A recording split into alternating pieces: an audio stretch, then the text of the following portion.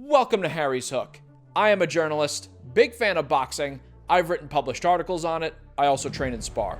Artur Beterbiev versus Dmitry Bivol is the showdown many of us boxing fans have been salivating over because it's seen as a true 50-50 super fight between the two best light heavyweights on the planet. But is that really the case?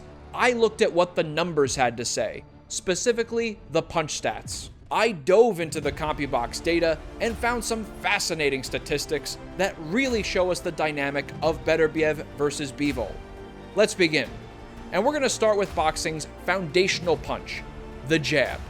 Generally speaking, most people are going to think of Dmitry Bivol as soon as you mention the jab, and for very good reason. In conjunction with his footwork and that pendulum bounce, it's the cornerstone of his refined Soviet style.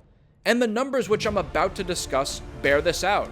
However, the data also reveals key insights on Artur Beterbiev's jab. But we begin with Bivol. Like I said, that jab is the cornerstone of his style, and the numbers show it. 2 out of every 3 punches Bivol fires is a jab. That's the highest ratio in all of boxing. And with Gennady Golovkin essentially retired, Bivol is the statistical king of jabs landed per round.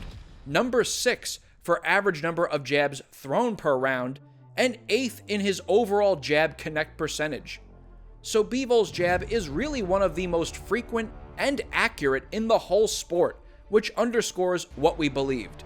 And if we zero in on the top light heavyweights, it's even more clear. Here, he's number 1 in jabs thrown per round, jabs landed per round, jab connect percent, you get the point. Now let's talk about Beterbiev's jab. It's of a different nature. A heavy ramrod jab that does damage. A weapon that gets him in range to unleash his full offensive arsenal, whereas Bivol's jab is more about control. Controlling the distance, controlling the pace, controlling the fight. There's more of a defensive element there.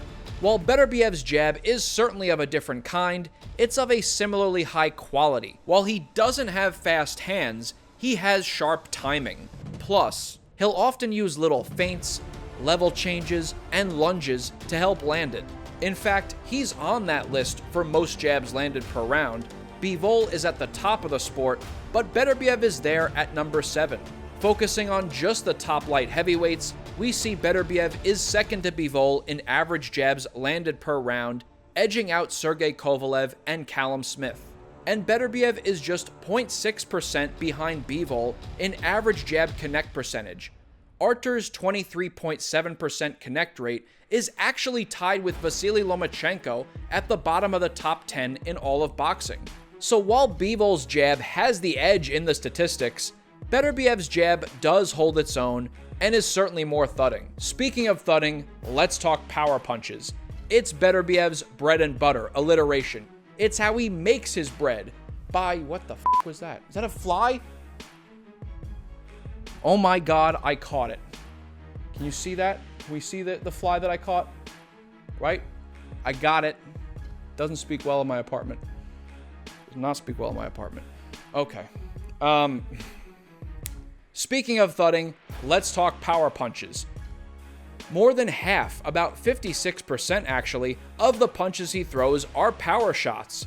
Looking at the top light heavyweights, Beterbiev is number 2 in average number of power punches thrown per round at 34.1. Meanwhile, of this group, Bivol throws the fewest number of power punches per round at 19. So Beterbiev is pretty close to doubling him up in this category. Beterbiev again is number 2 among the best light heavyweights when it comes to average power punches landed per round at 13, while Bivol averages 8. Interestingly enough, Bivol is actually number 1 among these 175ers in terms of average power punch connect percentage at 42.1, while Beterbiev is 4 points behind him. But I think of this kinda like NBA 3-point shooting. Love to have a high connect rate, but if it's on low volume, it's not quite as impressive. The sheer volume Beterbiev unleashes, nearly double that of Bivol's, even with the slightly lower connect rate, that's much more impactful and effective. Not to mention the actual power behind those blows. So when it comes to the power punch stats, definite edge to Beterbiev. All right, we saw the jab numbers, the power numbers. Let's take a look at the total connect percentage among the top 175ers. They rank 1 and 2, with Beterbiev just edging out Bivol.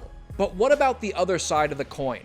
If we look at the defensive stats, we see a definitive advantage. In all of boxing, Dmitry Bivol possesses the lowest total opponent punch connect rate at 13%, even lower than defensive maestro Shakur Stevenson. And Bivol is just behind Shakur when it comes to getting hit with the fewest punches per round. What about specifically power punches?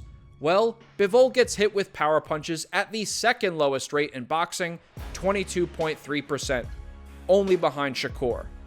And he gets cracked with just 4 power punches per round.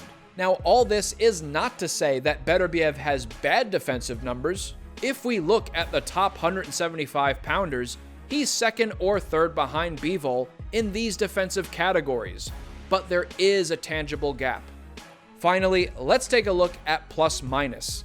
Basically, this stat accounts for the difference in the number of punches you land versus the number your opponent lands. Bivol has the third best plus minus rating in boxing.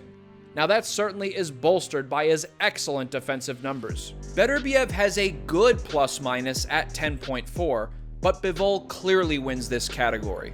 So Bivol, it would seem, has the edge if we're taking a broad look at all this Compubox data.